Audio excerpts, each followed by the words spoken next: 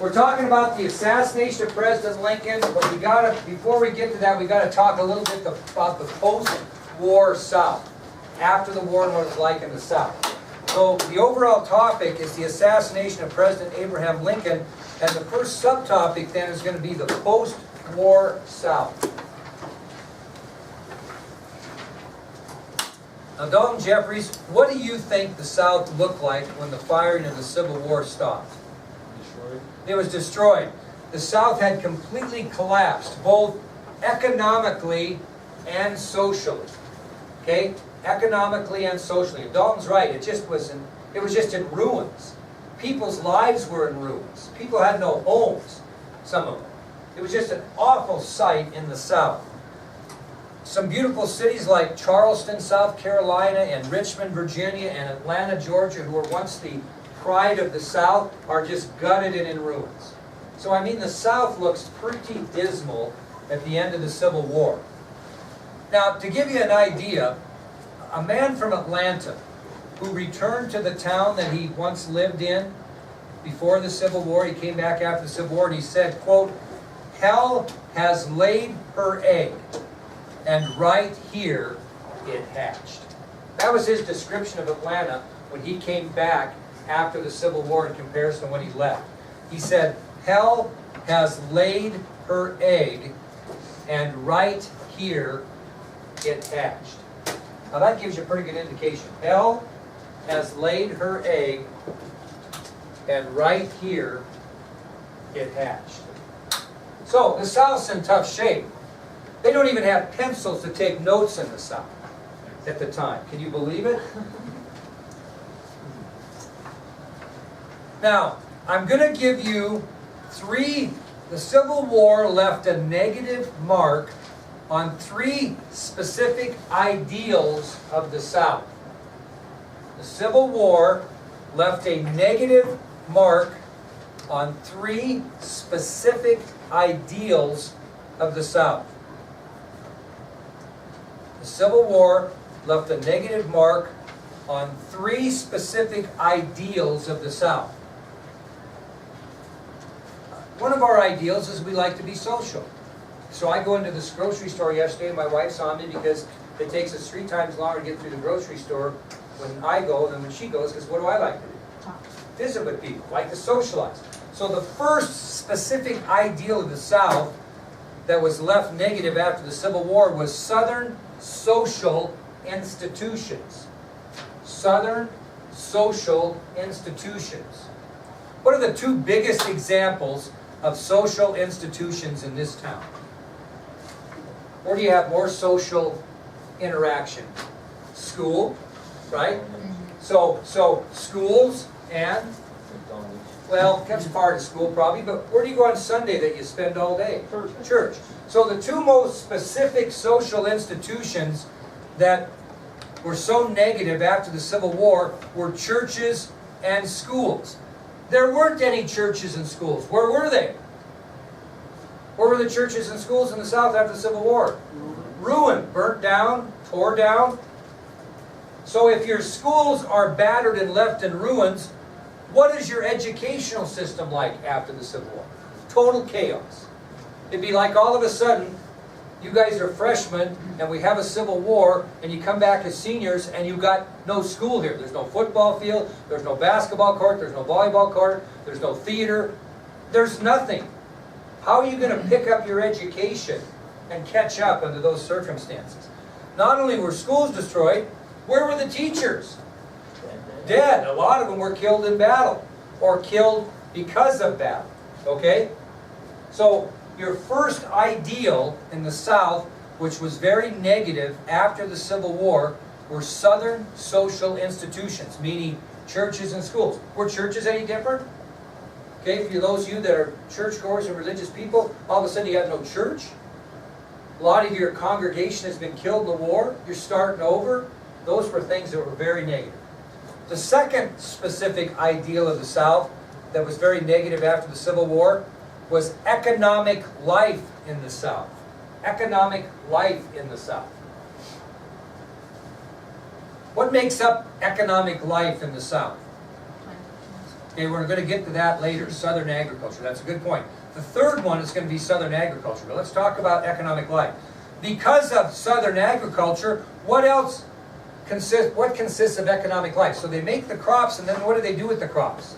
Sell them to businesses. Okay, and what do businesses do with them? So they sell them to consumer, and where do they put their money after they sell to the consumer? Banks. So you have banks and businesses that were locked up. If they weren't destroyed or ruined, they were ruined by inflation. So there's no economic life. There's no banks or businesses in the South after the Civil War. That's one example of economic life. Who else were involved in producing goods to sell besides businesses? Factories. What were the Southern factories like?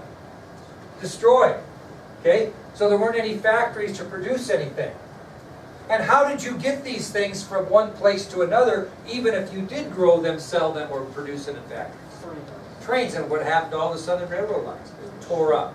So the second ideal of the South that was very negative after the Civil War was economic life.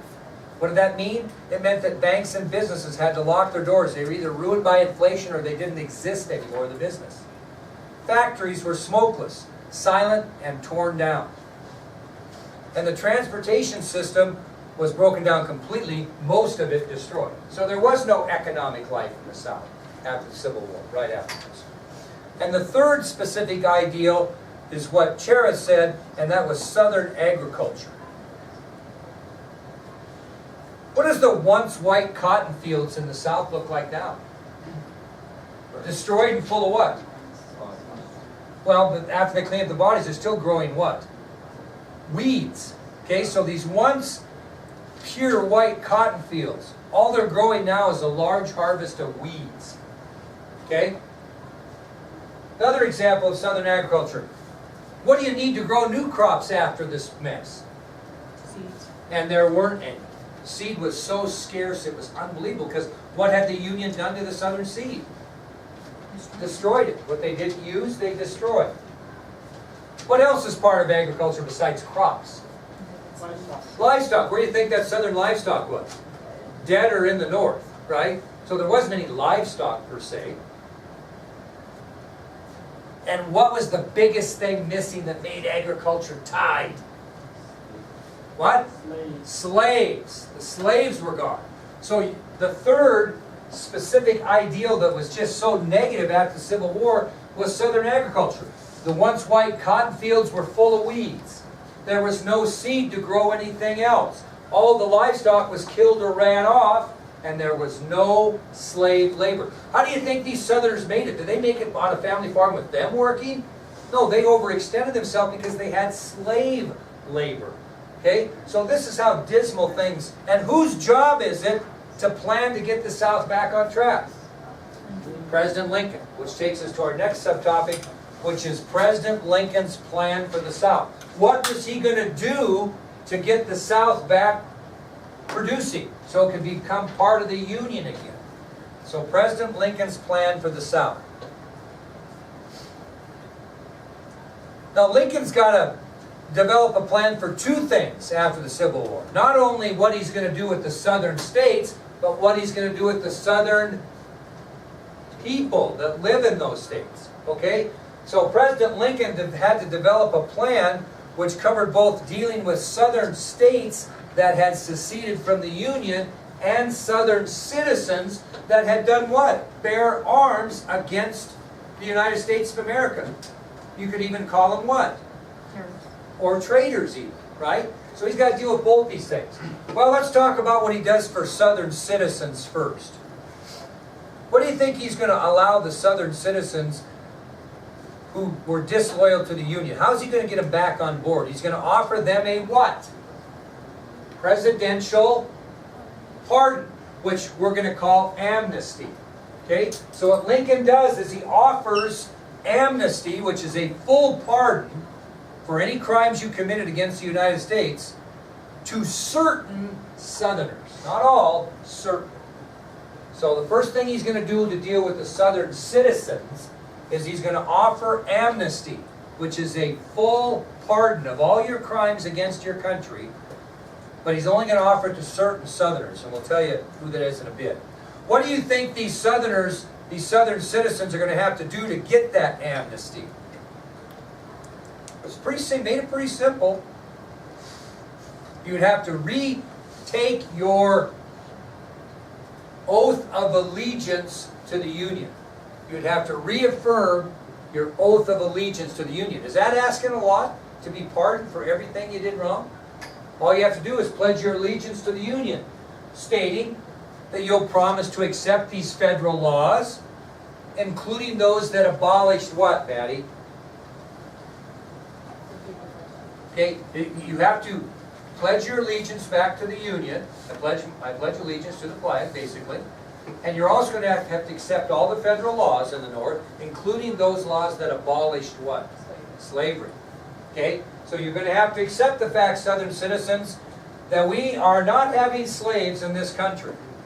And if you'll pledge allegiance to the flag, and you'll promise to adhere to all federal laws, including those that abolish slavery, then we'll give you amnesty or a full pardon of all your crimes.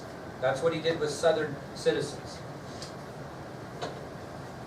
Guess which Southern citizens were not given amnesty? No. Now this is, it's a good answer. There are three types of citizens who did not get amnesty opportunity. Who do you think they might be? Think about it. Who would you not give amnesty to? If you were President Lincoln, Ivan, which Southern citizens would you say, no way, Jose? How about those citizens that left government positions in the Union to take government positions in the Confederacy? That was one type of citizen who Lincoln did not offer amnesty. If you left a government position for the Union and took a government position in the Confederacy, you did not get the opportunity of amnesty. So citizens who resigned their positions in the federal government to serve in the Confederate government did not get amnesty. Who might else you might? What soldiers might you not give amnesty to? And a lot of people think it should have been just the opposite. Who didn't get amnesty? Confederate officers. Okay? In other words, citizens who served as high-ranking officers in the Confederate Army were not given amnesty. Was Robert E. Lee given amnesty? No. General Ewell? No. General Pickett? No. General Burnside? He was on the other side. Okay? All Confederate generals that survived were not given amnesty. Who else might you be a little irritated at if you were the North because of what they did maybe to some of your captured soldiers? So those citizens that did what to prisoners of war? Treated them poorly.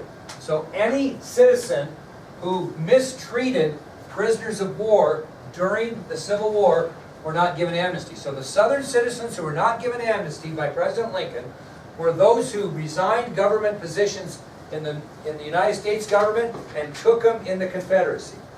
Those high-ranking officers, such as General Lee, okay, Jeb Stuart, were not given amnesty.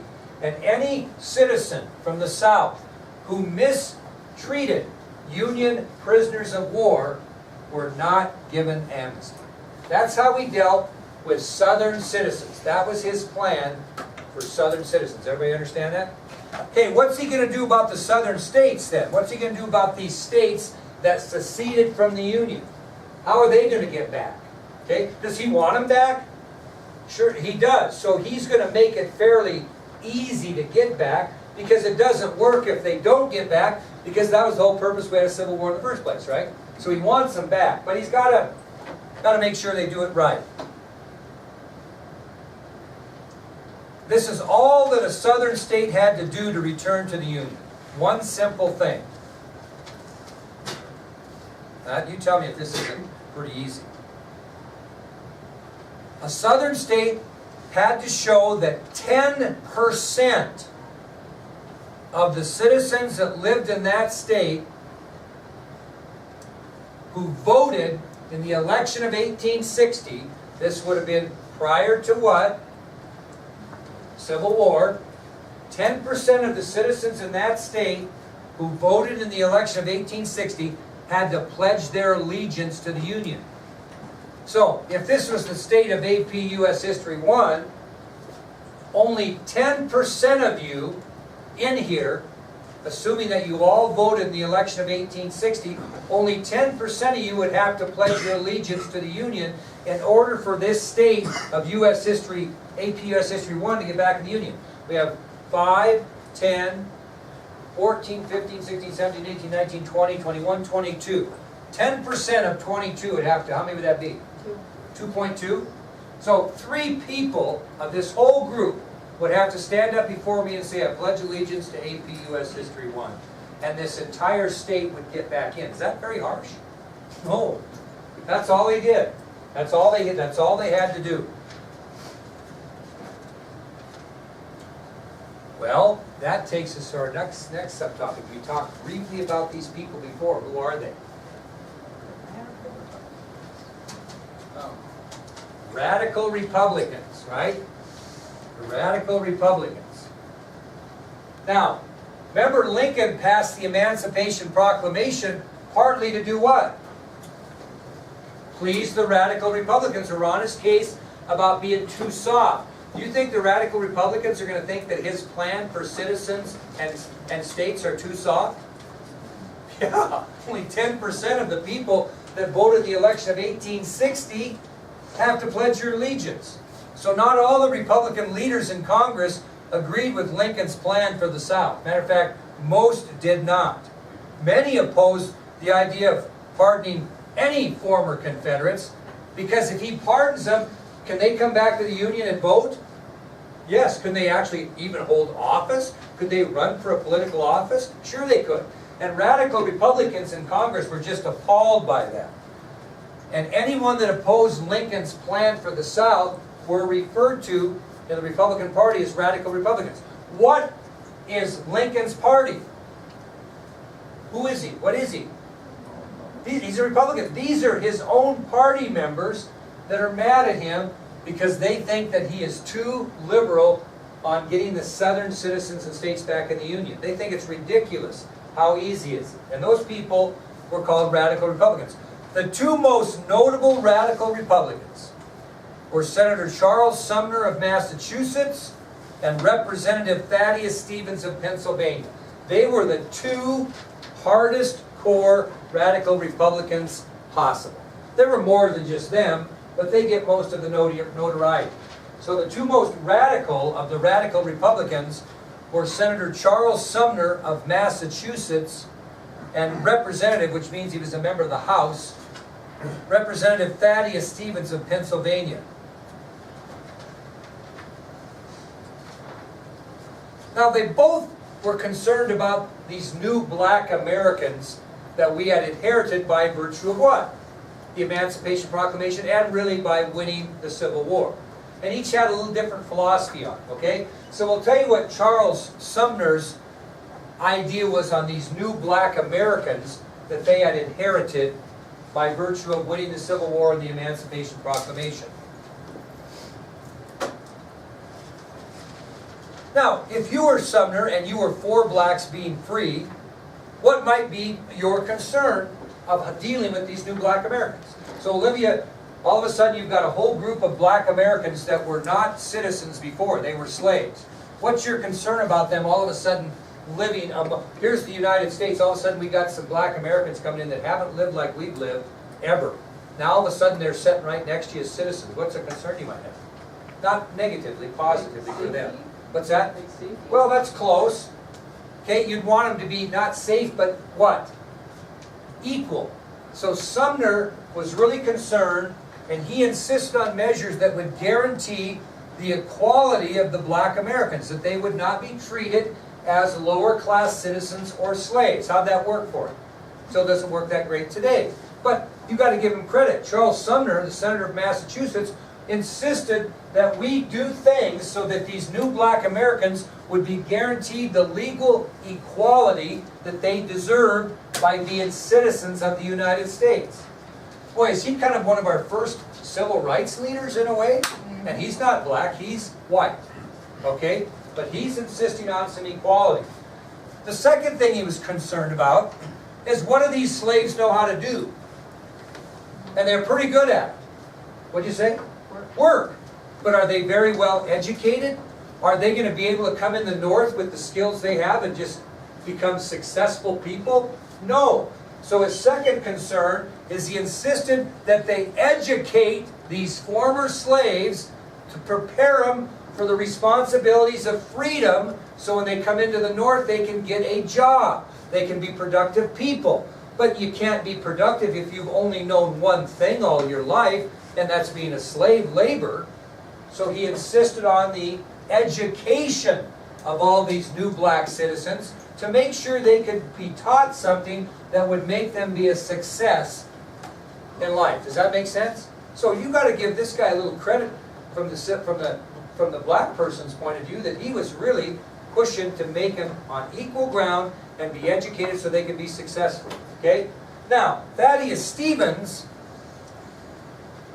didn't really care about the black man or black woman so much as he wanted to just crush who for seceding from the Union in the first place. Huh? He just wanted to crush the South. He had no interest in the South ever coming back.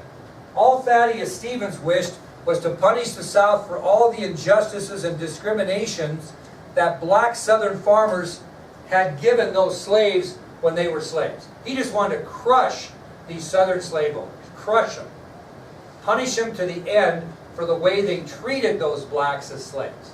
So he wasn't near as concerned about them being equal or being trained.